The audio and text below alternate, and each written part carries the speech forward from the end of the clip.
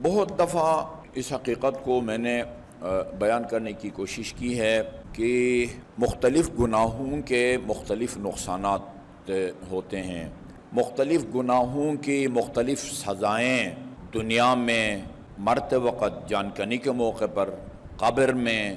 عالم برزخ میں، جو قبر سے لے کر قیامت تک کے دورانیہ کا نام ہے۔ یہ مختلف گناہوں کے مختلف سزائیں ہوتی ہیں۔ یہ ایک چھوٹی سی روایت میں نوٹ کر کے لایا ہوں، اس میں فرمایا ہے رسول خدا صلی اللہ علیہ وسلم نے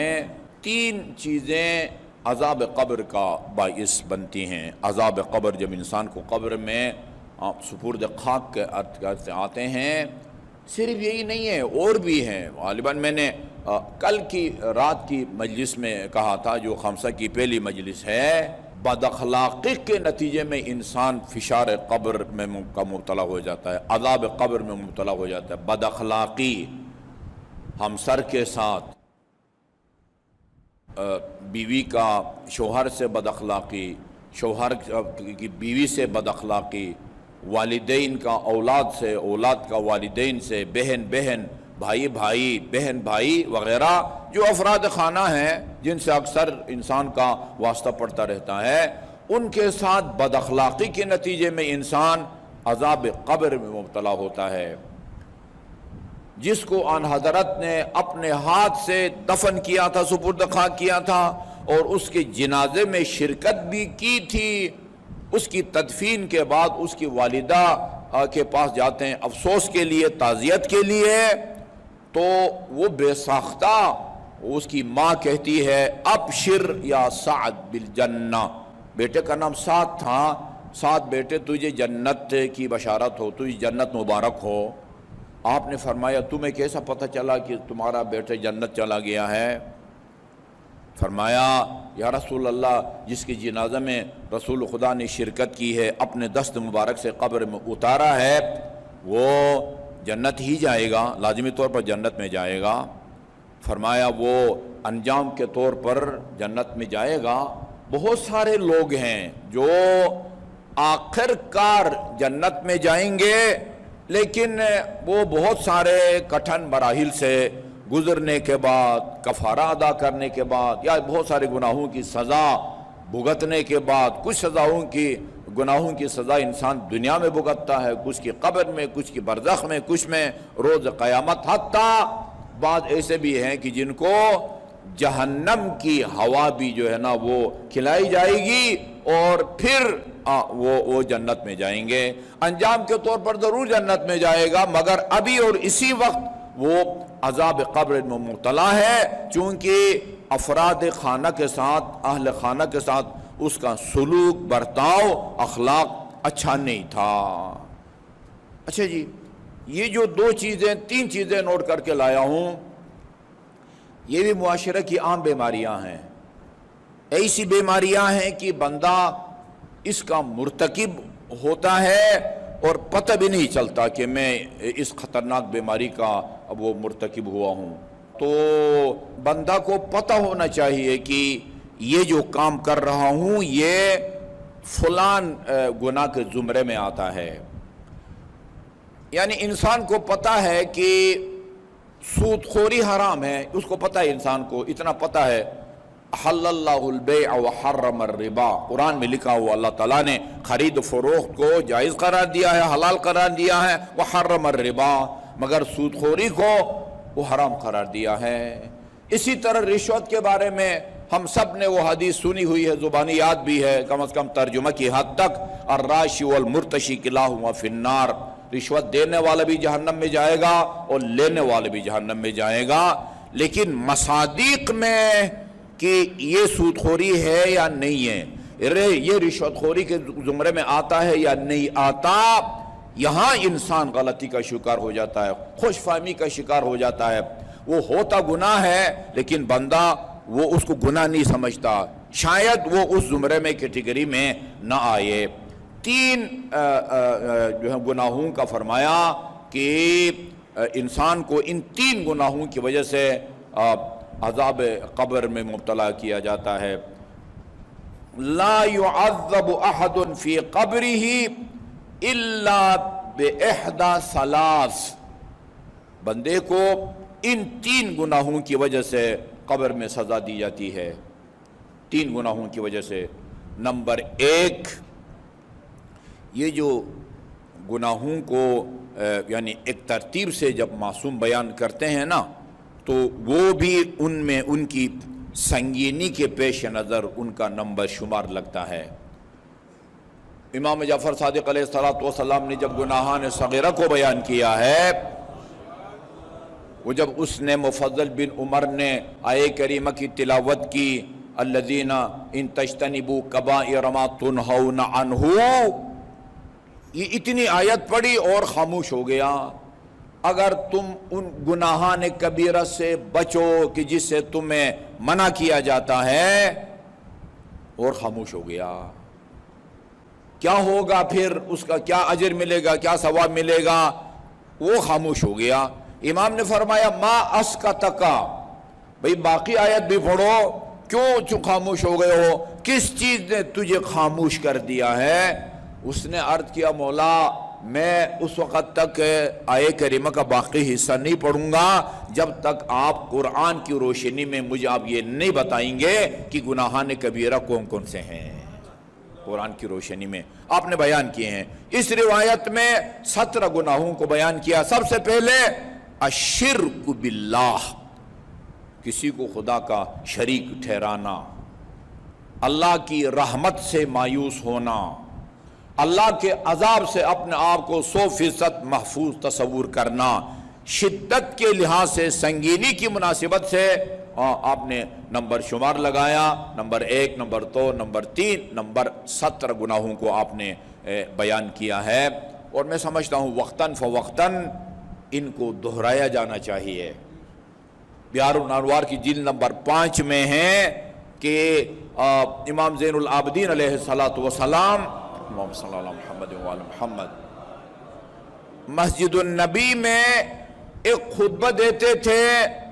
ہر جمعہ کو اسی کو دہراتے تھے، ہر جمعہ کو۔ جس طرح یہ نہج البلاغہ کا پہلا خطبہ ہر روز جو ہے وہ آپ کو وہ سناتا ہوں، الحمدللہ الذی لا یبلغ مدحۃ القائلون، وہ خطبہ خاصہ طولانی ہے، ہر جمعہ کو اسی خطبے کو تکرار فرماتے تھے، اور اس قدر اس کو بار بار سنایا، لوگوں نے اس کو نوٹ کر لیا، زبانی یاد ہو گیا۔ اس میں آپ نے بتایا یہ جو منکر اور نکیر جب آئیں گے نا، منکر اور نکیر، اچھا میں کل ایک انتہائی ذمہ دار آدمی کی گفتگو سن رہا تھا، یعنی اس وقت ایران کے صف اول کے خطبہ میں ان کا شمار ہوتا ہے، وہ کہتے ہیں کہ یہ منکر اور نکیر یعنی ہر مرنے والے کی قبر میں آنے والے کا نام منکر اور نکیر نہیں ہوتا، جو اچھا نیک یعنی صحیح العقیدہ با عمل سے سوال جواب کے لیے جو فرشتے آئیں گے ان کو بشیر اور مبشر کہتے ہیں، اور بدعمل یا بدعقیدہ یا فاسد العقیدہ سے سوال جواب جو کے لیے آئیں گے وہ منکر اور نکیر ہوں گے۔ انشاءاللہ ہم سے پوچھ گچھ کے لیے جو آئیں گے ان کا نام مبشر اور مبشر ہوگا، اور پھر جو فاسد العقیدہ یہ ناصبی بعض کی طرف میں دوسرے خطبے میں اشارہ کروں گا، ان سے پوچھ گچھ کے لیے یا ٹیسٹ لینے کے لیے جو آئیں گے وہ نکیر اور منکر ہوں گے، ہمارے لیے انشاءاللہ بشیر اور مبشر آئیں گے۔ جی اس میں آپ نے بتایا ہے کہ یہ نکیر اور منکر یا مبشر اور بشیر، یہ جو آپ سے سوالات کریں گے، من ربک، تیرا رب کون ہے، تیرا دین کیا ہے، تیری کتاب کیا ہے، تیرا قبلہ کیا ہے، تیرا نبی کون ہے، تیرا امام کون ہے، اس میں آپ نے بتایا ہے کہ ان سوالات کا جواب کون دے سکے گا اور کس کی زبان کام نہیں کرے گی۔ دنیا میں جتنا بھی رٹا ہونا، اللہ میرا رب ہے، اسلام میرا دین ہے، قرآن میری کتاب ہے، کعبہ میرا قبلہ ہے، حضرت محمد مصطفیٰ صلی اللہ علیہ وآلہ وسلم یہ میرے نبی ہیں، اور امیر المومنین سے لے کر امام زمان تک ایک ایک امام کا نام بھی، ان کو جس نے بھی ان کو رٹا ہو ضروری نہیں ہے کہ وہ ان کا جواب دے پائے۔ امام نے آپ نے اب فرمایا ہے فَإِن كُنتَ مُؤْمِنًا تَقِيًّا مُتَّبِعًا لِلصَّادِقِينَ، یہ موالیاً لِأَوْلِيَائِهِ 5 صفات کو بیان کیا امام زین العابدین نے۔ اگر تمہارے اندر یہ 5 صفات، 5 خوبیاں پائی جاتی ہیں، دنیا میں تم نے ان کو اپنایا ہے، پھر ان کا سوالات وہ فر جو ہے وہ دے دو گے، اللہ ربی و اسلام الدینی والقرآن کتابی تا آخر۔ ہاں، ان کنت مومنا، تو اگر مومن ہے، تقیہ،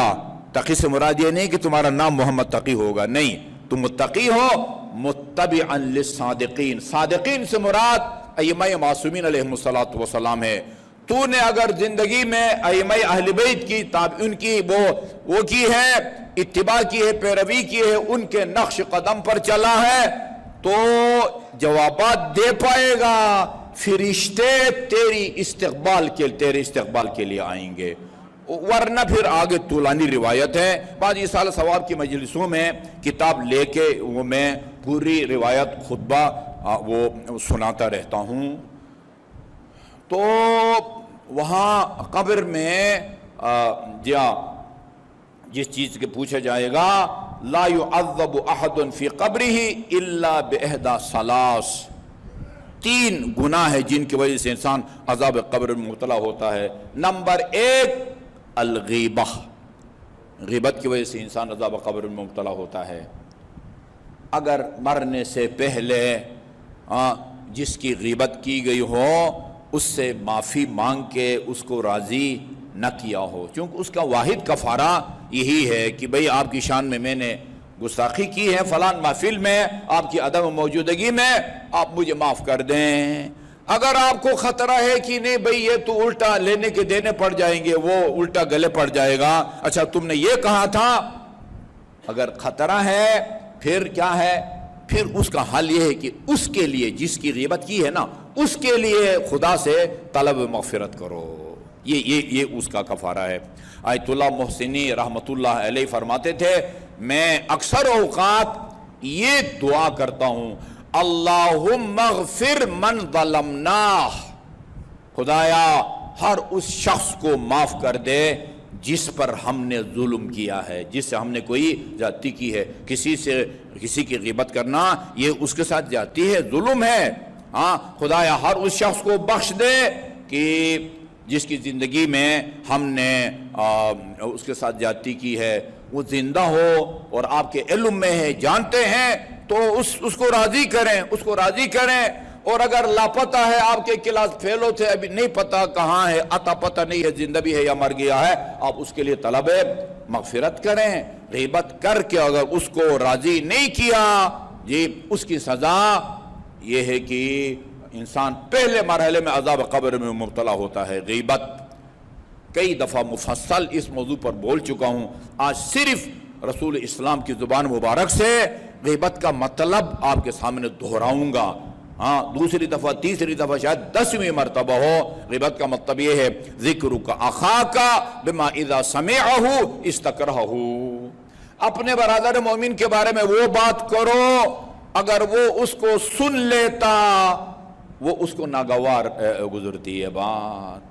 اس کا کوئی جسمانی عیب بیان کریں، اخلاقی عیب بیان کریں، خاندانی عیب بیان کریں، اس کے لباس پر، رنگ پر، شکل و صورت پر، چلنے کے انداز پر تنقید، یہ غیبت کے زمرے میں آتا ہے۔ یہ ایک۔ نمبر 2 والنمیمہ، یہ بھی معاشرے کے اندر عام ہے۔ یہ بندے کو پتہ ہونا چاہیے کہ نمیمہ یعنی چغل خوری۔ ہاں، فلان نے آپ کے بارے میں یہ کہا تھا۔ اچھا، امیر المومنین علیہ السلام کا ایک فرمان ہے، کہتے ہیں کہ نہج البلاغہ میں نا، وہ جو 3 جلد ہے اس کے کلمات قصار میں، الواشی لکا الواشی علیک، یہ یاد رکھو کہ جو دوسروں کی باتیں تم تک پہنچاتا ہے نا، وہ تمہاری باتیں بھی ان تک پہنچاتا ہے، اس کو تجھ سے کوئی ہمدردی نہیں ہے۔ یہ نمیمہ چغل خوری۔ اچھا، بعض اوقات یہ بندہ کا اپنا وجدان بھی سمجھتا ہے کہ کس قسم کی مخبری یا کس قسم کی جو ہے نا وہ منع ہے، حرام ہے، اس سے بچنا چاہیے۔ بعض اوقات ایک نظام ہے، ایک نظام، یہاں پر ایک نظام ہے، اس میں کوئی بندہ کوئی غلط کام کرتا ہے، مرکز کے خلاف ہے، دین کے خلاف ہے، ہمارے اس پورے سسٹم کے خلاف ہے، اور وہ یہ کام کرتا ہے، باتیں کرتا ہے، وہ ہمارے کسی ٹرسٹ کے ذمہ دار سے آ کے کہے کہ یہ فلان آدمی یہ کام کرتا ہے، یعنی یہ یوں سمجھیں کہ یہ ایسی شغل خوری ہے کہ جس سے منع نہیں کیا گیا ہے۔ بعض اوقات ایسے ہی بس آدمی کوئی اس قسم کا نظام کی حفاظت کا دار و مدار اس کے اوپر نہیں ہے، مرکز کی حفاظت کا دار و مدار اس کے اوپر نہیں ہے، ایسے ہی بس فلان نے آپ کے خلاف یہ بات کہی تھی، فلان نے آپ کے خلاف یہ بات کہی، اپنے خیال میں آپ کو خوش کرنے کے لیے یہ بات کر رہا ہے، یہ نہیں سوچتا کہ میں اپنے لیے